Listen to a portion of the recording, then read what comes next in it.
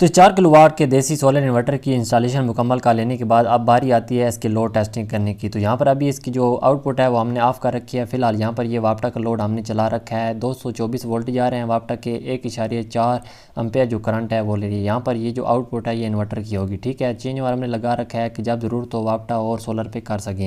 तो अभी इसके अंदर हमने पीवी की पावर ऑन कर दिया है। तो इन्वर्टर की जो स्क्रीन है इसके अंदर भी आप देख सकते हैं 263 वोल्टेज वो पीवी की तरफ से आ रहे हैं। शाम 4 बजे का टाइम है। 1604 वाट का लोड इस पे हमने डाल रखा है, जिस लोड के अंदर शामिल है एक 0.75 हार्स पावर की मोटर और घर की कुछ लाइट और पंखे अभी हमने इस पर चला के चेक किए हैं। तो यहाँ पर आप देख सकते हैं 223 वोल्टेज आ रहे हैं, 7.4 एम्पेयर का जो लोड है वो चल रहा है। ये अभी हमारा जो देसी इन्वर्टर है ना, ये 220 आउटपुट पे हमारा ये जो लोड है शाम 4 बजे के टाइम पे बेहतरीन तरीके से चला रहा है।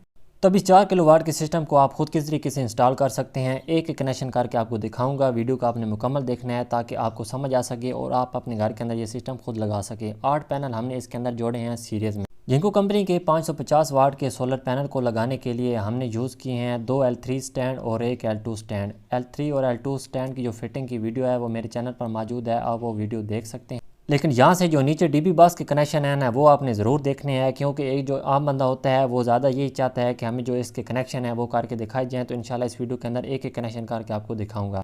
तो यहाँ पैनल के नीचे भी आप देख सकते हैं आपको कोई भी जो वायर है वो लटकी हुई नज़र नहीं आएगी, क्योंकि इसकी जो ड्रेसिंग है वो बाकायदा हमने केबल टाई वगैरह लगा कर जो उतारे हैं वो सारी पाइप के अंदर हमने डालकर इसकी बाकायदा अच्छी तरीके से ड्रेसिंग की है। तो यहाँ पर लास्ट में आकर हमारे पास 2 वायर बन जाती हैं प्लस और माइनस की, जिनको हमने 1 इंच का जो पाइप है वो इस्तेमाल किया है। तो इस तरीके से हमारी दोनों जो वायर हैं इस पाइप के ज़रिए नीचे आ रही हैं और यहाँ पर बाकायदा हमने जहाँ पर हमने इन्वर्टर और डीबी बॉक्स लगाना है वहाँ तक हमने इन वायर को पाइप के अंदर डालकर पहुँचा दिया, ठीक है, जैसे कि आप यहाँ पर स्क्रीन के अंदर भी देख सकते हैं। तो इस जगह पर हमने बाकायदा इसकी अब फिटिंग करनी है। तो सबसे पहले हमने इन्वर्टर लगाना है। तो इन्वर्टर लगाने के लिए ऊपर इसके 2 होल बने होते हैं, तो वहाँ पर आपने रावल प्लग की मदद से स्क्रू लगाकर आपने जो ये इन्वर्टर है वो हैंग करना होता है, जैसा कि यहाँ पर आप स्क्रीन के अंदर देख सकते हैं। सबसे पहले हमने इन्वर्टर दीवार के ऊपर रखा है लेवल की मदद से और वहाँ पर निशान लगाकर अब हम यहाँ पर स्क्रू लगा रहे हैं। और इस तरीके से अब ये जो इन्वर्टर होगा इसको हम दीवार पे यहाँ पर फिट कर देंगे। तो यहाँ पर हम इन्वर्टर की फ़िटिंग कर चुके हैं और जो थोड़े से स्क्रू लूज़ होंगे वो आपने इस तरीके से टाइट कर लेने हैं। अब यहाँ पर लेवल भी हम रख के चेक करते हैं कि आया ये लेवल में है या नहीं। अब यहाँ पर हम डीबी बॉक्स बनाने का तरीक़ाकार भी आपको बताएंगे। सबसे पहले हम डीबी को निशान लगा कर यहाँ पर ड्रिलिंग की मदद से होल करेंगे और वही रावल प्लग और स्क्रू की मदद से यहाँ पर जो डीबी बॉक्स है वो भी लगा देंगे। वीडियो को आपने मुकम्मल देखना है, इंशाल्लाह बहुत ही ज़बरदस्त वीडियो होगी, ताकि हर कनेक्शन आपको आसानी के साथ बता सकूं, इसलिए मैं आपको स्टेप बाय स्टेप बता रहा हूं। तो इस तरीके से जो डीबी बॉक्स है वो भी आप लोगों ने लगा लेना है, बिल्कुल आसान सा तरीक़ाकार है। अब यहाँ पर हम ये 40 बाई 40 की डक्ट पट्टी इस्तेमाल कर रहे हैं, जो सारी हमारी मेन वायरें होंगी ना वो इसी के अंदर आएंगी। तो यहाँ भी वही सिस्टम है कि पहले आपने निशान लगाने हैं, फिर ड्रिल मशीन की मदद से होल करने हैं। तो इस डक्ट पट्टी को लगाने के लिए आप 1.5 इंच से लेकर 2 इंच के जो स्क्रू है वो इस्तेमाल कर सकते हैं। जैसा कि यहाँ पर आप देख सकते हैं कि स्क्रू लगाने से पहले आपने वाशर का इस्तेमाल ज़रूर करना है, ताकि ये जो पट्टी है दीवार के साथ बेहतरीन तरीके से फिट हो सके। और यहाँ पर आप लेवल भी देख सकते हैं, बिल्कुल लेवल में है। अब यहाँ पर सबसे पहले हम डीसी ब्रेकर लगा रहे हैं, जो कि 32 या 63 एम्पेयर का हो सकता है, वो आप लोड के हिसाब से लगाएंगे। यहाँ हमारा ये जो ऊपर पैनल से वायर आ रही है उनके दरमियान में हमने एक ये ब्रेकर ज़रूर लगाना है, और वो भी हमने डीपी से हट के अलग लगाना है, क्योंकि ये जो ब्रेकर होता है बाज़ औक़ात लोग डीबी के अंदर भी लगा देते हैं, लेकिन बेहतर है कि इसको आप एक साइड पर लगाएँ जिस तरीके से हमने लगाया है। अब यहाँ पर आपको कुल 4 तारें नज़र आ रही हैं, जिनमें से ये 2 न्यूट्रल फेज़ की जो तार है ये मीटर से घर के अंदर आ रही है, जो कि इस डीबी के अंदर जाएगी। फिर इसके बाद ये जो 2 तारें हैं न्यूट्रल फेज़, ये आगे जो घर का लोड हमने चलाना है ये 2 तारें होंगी। कुल मिला के यहाँ पर ये जो 4 तारें हैं यहाँ पर हम इस तरीके से डीबी के अंदर ले आएंगे। इसके बाद यहाँ पर इन्वर्टर जो हमें 220 वोल्ट बना के देगा ना एसी के, तो यहाँ पर हम वो 2 तारें लगाएंगे, जो कि यहाँ पर लगा के आगे डीबी के अंदर लेकर जाएंगे, ठीक है। पहले पीवी की यहाँ पर हम वायर लगाएंगे, इसके बाद जो हमें ये 220 वोल्ट बना के एसी के देगा, तो 2 तारें यहाँ से हम डीबी के अंदर लेकर जाएंगे। तो सबसे पहले हमने जो डीसी ब्रेकर था वहाँ से वायर आउट करके उसके अंदर फ्लेक्सिबल पाइप डाल के सीधा हमने इस इन्वर्टर के अंदर लगाया था। अब यहाँ पर आउटपुट जो हमें बना के ये देगा, इसके अंदर भी हम इस तरीके से ये पाइप डाल रहे हैं, ताकि जो हमारी वायर है अच्छी तरीके से कवर हो जाएँ। और यहाँ से हम इन्वर्टर की जो आउट होगी वो हम डीबी के अंदर इस तरीके से लेकर जाएंगे। तो डीबी के अंदर कुल मिला के यहाँ पर हमारे पास टोटल 6 वायर बनती हैं, जो कि हम इस डीबी के अंदर मुकम्मल कनेक्शन करेंगे, प्रोटेक्टर लगाएंगे, ब्रेकर लगाएंगे, सारे कनेक्शन आपको बताऊँ। तो यहाँ पर पट्टी के अंदर जितनी वायर थी उसके कनेक्शन मुकम्मल हो लेने के बाद इसका जो कवर है दोबारा हम लगा देंगे, क्योंकि यहाँ तक जो हमारा काम है मुकम्मल हो चुका है। अब बाकी जो हमारा काम है वो सिर्फ डीपी बॉक्स के अंदर ही होगा, ठीक है।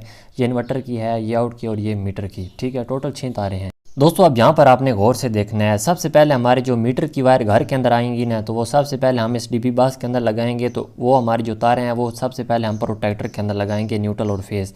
यहाँ से प्रोटेक्टर के अंदर से आउट करके हमने एसी ब्रेकर के अंदर लगाना है, ताकि किसी किस्म का कोई शॉर्ट सर्किट हो तो ये जो ब्रेकर है ट्रिप का जाए।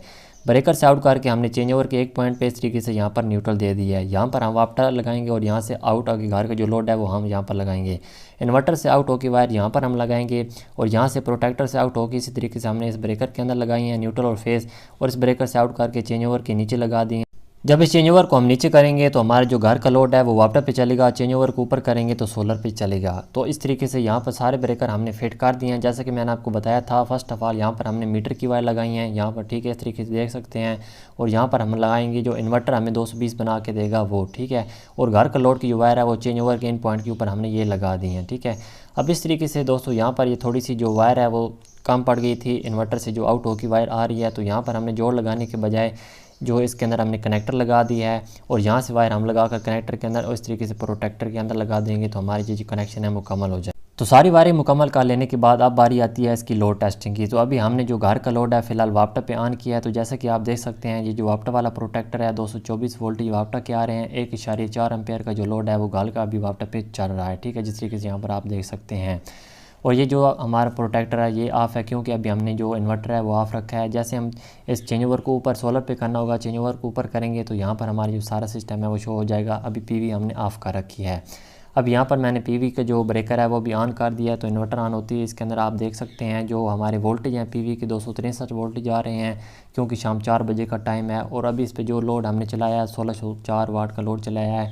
इस लोड के अंदर शामिल है एक 075 की मोटर और जो हमारे घर के कुछ पंखे और लाइटें हैं। 7.4 एम्पेयर का जो लोड है अभी हमने ये सारा सोलर पे ही चला रखा है, ठीक। क्योंकि शाम 4 बजे का टाइम हो चुका है तो इस तरीके से जो 4 बजे का टाइम है फिर इसके बाद जो धूप है उसमें कमी आना शुरू हो जाती है, लेकिन उसके बावजूद भी जो लोड इस पर हमने चलाया बिल्कुल बेहतरीन तरीके से चल रहा है। ये एक देसी टाइप का इन्वर्टर है, इसके साथ बैटरी नहीं है। डायरेक्ट ये वापस से 220 बना के हमें दे रहा है। जब चाहें हम चेंज ओवर को सोलर पे चलाना चाहें सोलर पे कर सकते हैं, वापटा पे करना चाहें वापटा पे कर सकते हैं। जैसा कि जैसे ही शाम होगी धूप ख़त्म होगी तो चेंज ओवर को हम नीचे वापटा वाली साइड पे कर देंगे, तो हमारा जो घर का लोड है वो डायरेक्ट वापटा पे शिफ्ट हो जाएगा।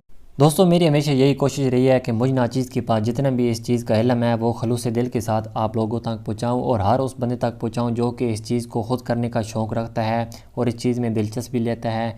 मेरे चैनल को विज़िट करें, इंशाल्लाह इलेक्ट्रिकल वायरिंग की हर वीडियो आपको मेरे चैनल पर देखने को मिलेगी। ख़ासकर जो घर की वायरिंग के जितने भी तरीके होते हैं सारे मैंने अपने चैनल पर वीडियो अपलोड कर रखी हैं।